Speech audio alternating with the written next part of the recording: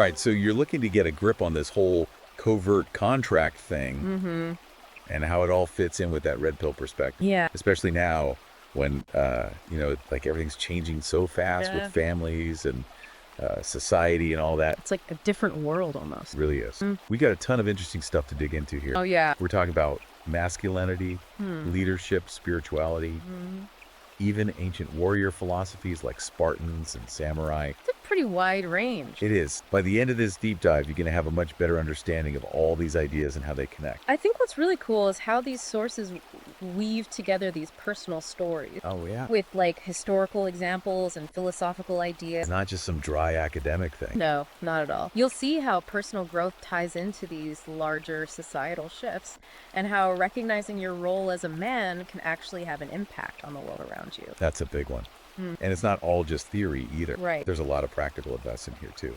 We'll get into how things like setting goals, using affirmations, and developing that self-discipline almost like a modern-day Spartan or samurai can really help you build confidence and achieve what you want in life. And what's particularly relevant, I think, is how the sources emphasize that those traditional masculine skills and values, they're actually super important in today's world, a world that often feels, chaotic and uncertain. And that's where things get really interesting. Okay. The sources dive deep into this concept of the double bind. Right. That pressure men feel to be both strong and vulnerable at the same time. Absolutely. It's like you're damned if you do, damned if you don't. Yeah, exactly. We'll unpack how to navigate those expectations because sometimes they feel totally contradictory. And this tension that's especially important in the context of relationship. Okay. And that's where the idea of covert contracts really comes in. Now, the sources don't explicitly use that term, True. but they explore very similar ideas about these unspoken expectations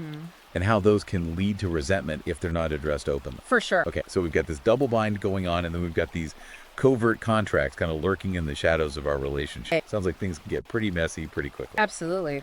And to make matters even more complex, the sources also point out how these big societal shifts like the rise of feminism and what they call cultural Marxism have dramatically impacted, institutions and our understanding of traditional roles. This is something you specifically wanted to explore, right? How these changes connect back to that idea of the covert contract. Exactly. You see, the sources argue that the decline of traditional family values, things like, the drop in marriage rates, the rise of single-parent household, that's a key part of this shift. And they link this directly to the rise of ideologies that challenge those traditional gender roles. So are they saying that these changes have made it harder for men to understand what's expected of them in relationship? And that's what's leading to more of these unspoken covert contracts. That's a big part of it. The sources highlight how the traditional framework, while sometimes seen as outdated, it actually provided a clearer sense of roles and responsibilities. I see. And without that, it becomes much easier for resentment and misunderstandings to build up. And it sounds like this isn't just about romantic relationships either. No. The sources also talk about the decline of those traditional brotherhoods. Yes. And the impact that's had on men's support system. You're absolutely right. They argue that strong male friendships are crucial,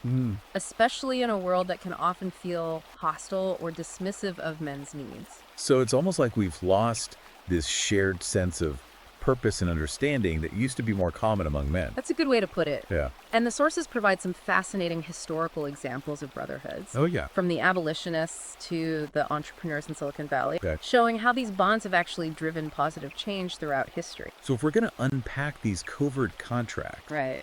and figure out how to renegotiate them in a way that actually works for everyone, it sounds like we need to understand how we even got here in the first place. Right. It's Yeah. like we need to trace those historical threads that led to these big societal shifts. That's a great way to frame it. And the sources offer some really insightful perspectives on that historical journey. Okay. They delve into the impact of feminism, what they call cultural Marxism, and that decline of traditional institutions.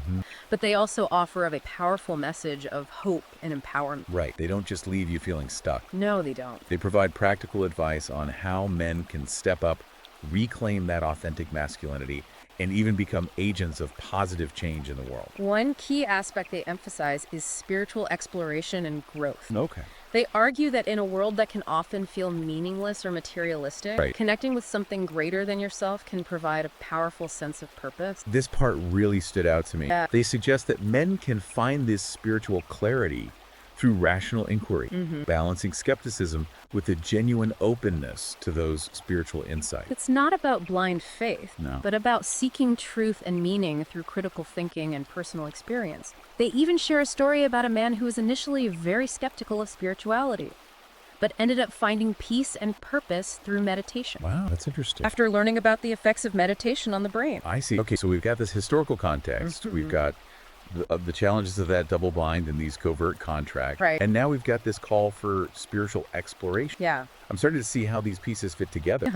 But I'm also curious to hear more about the practical advice they offer. Okay. You know, those concrete steps men can take to improve their lives and their relationships. That's where things get even more interesting. The sources offer a wealth of practical tips, drawing inspiration from those ancient warrior philosophies. Like the Spartans. Yeah, like the Spartans and samurai. Okay. They talk about setting goals, using affirmations, developing discipline, and even reclaiming those traditional masculine skills as ways to build confidence and achieve what you want in life. And how does this tie back into that whole idea of covert contracts? Well, imagine this. You're feeling lost, lacking direction, maybe even a little resentful in your relationship.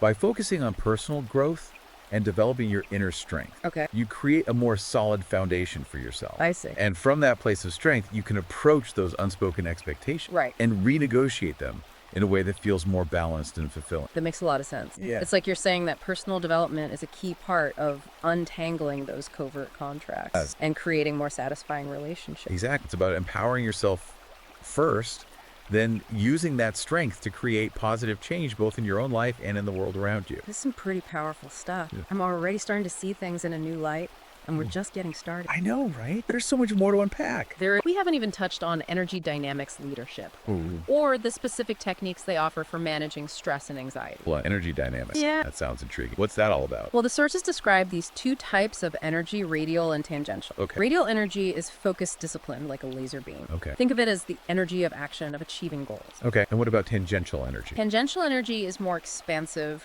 creative, like a ripple spreading out. Okay. It's the energy of exploration, of connecting with others, of generating new ideas. So how do these energy dynamics relate to the idea of covert contracts and navigating relationships? Imagine a man who's constantly radiating energy outward, always focused on achieving, on doing. But his partner, she's more tangential in her energy. She needs connection. She needs space for creativity and emotional expression. If they don't understand these differences, it can create friction. He might feel unappreciated while she feels neglected. Wow, that's a really interesting way to look at it. It's like those unspoken expectations become even more charged when we don't understand the different ways we express and receive energy. Exactly. And the sources offer some fascinating insights into how to balance these energies, Okay. both within ourselves and in our relationships. This is already blowing my mind. I can't wait to dive deeper into these energy dynamics and see how they play out in a real life situation. But we're going to have to save that for the next part of our deep dive. You're right. There's just so much to explore in these sources. It's an incredible journey of discovery. All right, so before we wrap up this part, let's quickly recap what we've covered so far. Okay. We talked about the concept of covert contracts and how they often lead to resentment in relationships.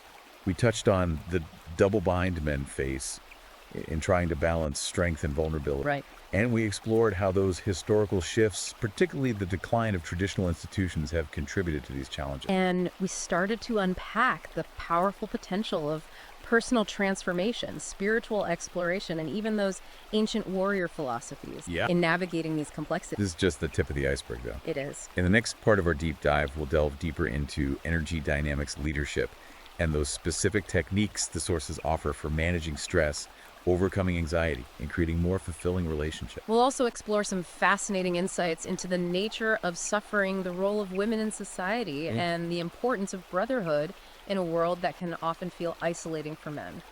Stay tuned for part 2, where we'll continue to unpack these powerful ideas and see how they can empower you to live a more authentic and fulfilling life. Welcome back. Last time we were just starting to unpack those covert contracts and how they play into the challenges men face in today's world. Yeah, we were just getting to the good stuff, those energy dynamics you mentioned. I'm really curious to learn more about how understanding radial and tangential energy can actually help us navigate relationships and maybe even spot those hidden expectations before they become a problem. It's a really fascinating concept. Remember, radial energy is that focused, goal-oriented energy. Right, like a laser beam. Yeah, exactly. Think of it as the energy of building, achieving, taking action. Okay. Tangential energy, on the other hand, is more about connection, creativity, and emotional expression. So how do these energies actually play out in a relationship? So let's say a man is very radial in his energy. Mhm. He might be hyper-focused on his career, on providing for his family, on solving problems. He might show love through acts of service, through tangible expressions of care. Okay, I see where you're going with this. But if his partner is more tangential in her energy, she might crave more emotional connection, more open communication, more time spent simply enjoying each other's company. So he's speaking one language of love and she's speaking another. Exactly. And this is where those covert contracts can really start to cause problems. He might feel like he's doing everything right, but she might feel neglected or emotionally unfulfilled. So how do we avoid this kind of clash? Is it about one person changing their energy to match the other? Not necessarily. The sources emphasize that it's about understanding and appreciating these differences. Okay. Recognizing that there's no right or wrong way to express energy. It's about finding a balance that works for both partners. So instead of trying to change each other, it's more about learning to speak each other's language. Precisely. And that takes communication. It takes a willingness to be open and vulnerable, to express our needs and expectations clearly. It's about recognizing that we all have different ways of giving and receiving love, and that's okay. This is making me think about the red pill perspective and how it emphasizes the importance of understanding female nature. Right. It seems like understanding these energy dynamics could be a really valuable tool in that regard. Absolutely. You see, the sources argue that men and women often express these energies differently. Men tend to be more naturally radial, while women tend to be more naturally tangential.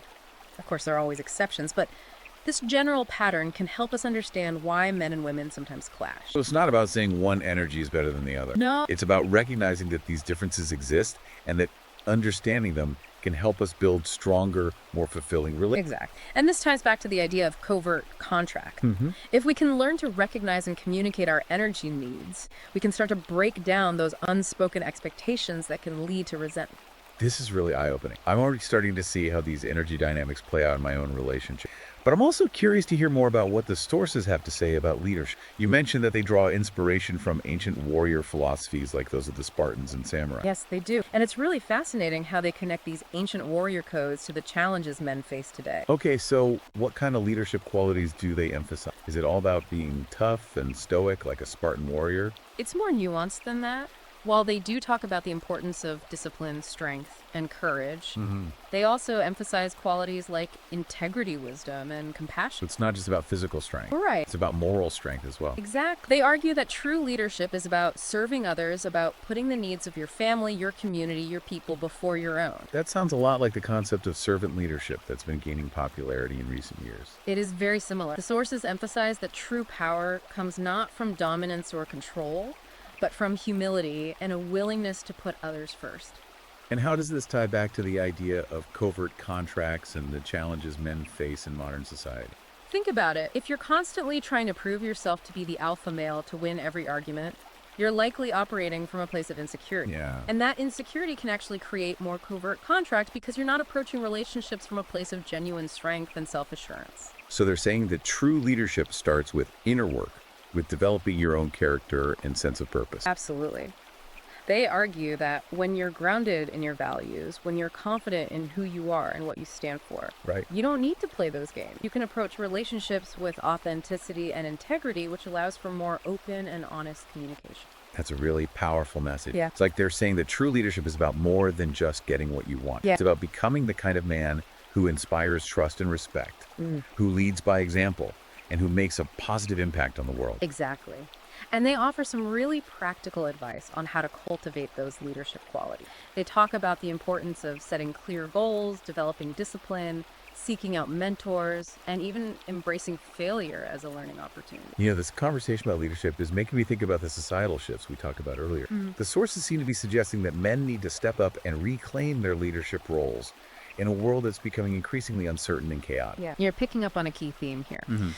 They argue that men have a natural inclination towards leadership, but that this inclination has been suppressed in recent decades due to various societal and cultural factors. So it's not that men are inherently bad leaders.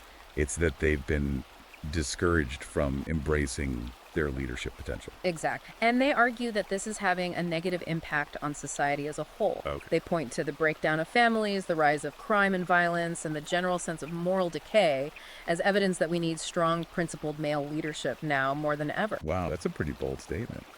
Are they saying that men are the solution to all of society's problems? Not exactly. They acknowledge that both men and women have important roles to play in creating a healthy and thriving society. Okay. But they do argue that men have a unique responsibility to step up and lead, to protect and to provide. I see. So it's about embracing those traditional masculine roles, but doing so in a way that's aligned with our values and that contributes to the greater good. Precisely. It's about finding that balance between strength and compassion, between assertiveness and humility. It's about leading with integrity, with a clear sense of purpose, and with a genuine desire to make a positive impact on the world. This is a lot to take in, but it's also incredibly inspiring. It's like they're giving us a roadmap for becoming the kind of men we were always meant to be. That's a great way to put it. They're challenging us to step out of our comfort zones, to embrace our full potential, and to become the leaders that our families, our communities, and the world needs us to be. This is definitely resonating with me. Yeah. But before we get too carried away with all this talk of leadership, I'm curious to hear more about what the sources have to say about spirituality. You mentioned earlier that they encourage men to seek spiritual clarity through rational inquiry. Right. What exactly does that mean? It's a really interesting approach. Wow. They're not advocating for blind faith or dogma. Right. They're encouraging men to approach spirituality with a critical mind, to ask questions, to explore different traditions, and to find what resonates with them on a personal level. So it's more about a personal journey of discovery than about following a set of rules or doctrines. Exactly. They argue that true spirituality is about connecting with something greater than ourselves, whether that's God, the universe, or simply a sense of higher purpose. And how do they suggest men go about finding that connection? They offer a variety of practices, from meditation and prayer to spending time in nature and engaging in acts of service. It sounds like there's no one-size-fits-all approach. You're right. They emphasize the importance of finding what works for you, of experimenting with different practices, and of being open to the unexpected. This is making me think about the earlier conversation about energy dynamics. Could exploring spirituality help men to balance their radial and tangential energies? That's a great connection. The sources suggest that spiritual practices can help us to become more grounded, more centered, and more connected to our emotions. So it's not just about becoming more spiritual in a religious sense. It's about developing a deeper sense of self-awareness and inner peace. Exact. And they argue that this inner peace is essential for navigating the challenges of modern life, for building healthy relationships, and for becoming the kind of leaders that the world needs. This is really resonating with me. It's like they're saying that true strength comes not just from physical prowess or material success, but from a deep connection to our inner selves and to something greater than ourselves. That's a beautiful way to put it. And they offer some really inspiring examples of men who have found this kind of strength through their spiritual beings. I'm really curious to hear more about those examples. Yeah. But I think we're going to have to save that for the next part of our deep dive. Okay. We've covered so much ground already, and I'm eager to hear what else the sources have to say. You're right. We've only just scratched the surface. There's still so much to explore. So stay tuned for part 3, where we'll delve deeper into the spiritual dimension of masculinity, the importance of brotherhood, and the practical steps men can take to create a more fulfilling and meaningful life. Okay, so we're back for the last part of our deep dive into these sources on masculinity and relationships and all that. You know, one thing that really struck me about how they talk about spirituality is it's not about, like, you know, checking things off a list or blindly following some dogma. It's about, like, actually searching for truth and meaning in a way that, like, genuinely resonates with you. Yeah, and they told that story about the guy who was, like, super skeptical of all that spiritual stuff. Oh, yeah, he's a real logic-driven guy. But then he ends up finding all this peace and purpose through meditation. And he only started meditating after, like, reading those scientific studies about the effects on the brain. That's so interesting. It's like they're encouraging a mix of skepticism and openness. Right. Like, you don't throw logic out the window, but you also don't shut yourself off from new ideas. Exactly. And they talk about how this kind of exploration can help men find a deeper sense of purpose. Okay. And that can be really helpful in navigating those complex relationships and understanding all those unspoken expectations. Yeah, it's like when you're grounded in your own values and you're clear about who you are, you're less likely to get caught in those games and power struggles that can lead to all that resentment. That's a huge point. The sources argue that when you have that inner strength and clarity, Yeah. you can approach relationships with authenticity and vulnerability. And that opens the door for more honest and open communication. This whole conversation about spirituality is reminding me of something else they talk about. What's that? That whole idea of brotherhood. Yeah. It seems like having that network of supportive guys around you can also give you that sense of grounding and purpose. Absolutely. They talk about how brotherhood can help men overcome challenges, celebrate successes, Right, and just yeah. create that safe space to be open and vulnerable. Like iron sharpens iron, right? Exactly. Being around other men who are pushing themselves to be better can be so motivating. For sure. And they make a really interesting point about how the decline of those traditional brotherhoods has actually contributed to some of the struggles that men are facing today. That feeling of isolation, you mean? Yeah, exactly. Yeah. Like feeling alone and not having that support system. It makes sense. They argue that men are wired for connection, camaraderie, shared purpose. And when those things are missing, it can be really tough to navigate all the ups and downs of life. This makes me think about the whole red pill philosophy Oh, yeah, and how it stresses the importance of building a strong male community. definitely. It seems like these sources are really on the same page with that. They are. And they offer some really practical ways for men to start building those connections. Quite fun. They talk about joining groups that share your interests, volunteering, getting involved in your community. Okay. Even just reaching out to other guys and starting those friendships. It's like they're saying we don't have to do it all alone. Right? There's strength in number, and there's real power in coming together with other men who share those values and aspirations. And it's not just about getting support and camaraderie either. The sources also talk about how brotherhood can actually be a force for positive change in the world. You know, that's a really interesting point. Like how so? They give some historical examples, like the abolitionist movement and the early days of Silicon Valley. Oh, wow. These were groups of men who came together with a shared vision, and they ended up making a huge impact. That's inspiring. It's like when men band together with a purpose and a commitment to each other, Yeah. they can really achieve incredible things. Exactly. And it challenges us to think about how we can apply that in our own lives. How can we use our strengths, our talents, and our resources to make a real difference? This has been a really incredible deep dive. It has. We've covered so much. We have. From the ins and outs of covert contracts, to the power of spiritual growth, to the importance of brotherhood. It's been a journey.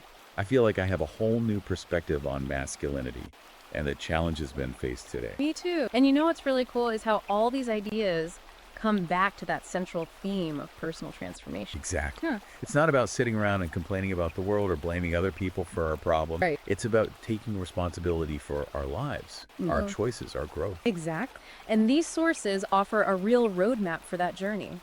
They're packed with practical advice, inspiring stories, and thought-provoking insights that can help us become the best versions of ourselves. I have a feeling we'll be thinking about these ideas for a long time. I know I will. And, you know, if anyone listening wants to really dive deep into all of this, Yeah. it's actually all available in a book. Oh, that's right. I almost forgot to mention that. Yeah. You can find it on Amazon Kindle and Google Play Books. It's definitely worth checking out. For sure, if you're ready to take that next step on your own journey. It's an amazing resource for anyone who wants to understand themselves better, build stronger relationships, and make a positive impact. Well, that about wraps up our deep dive for today. It does. Thanks for joining us on this exploration. It's been a pleasure. Until next time, keep seeking truth, keep growing, and keep striving to be the best version of yourself.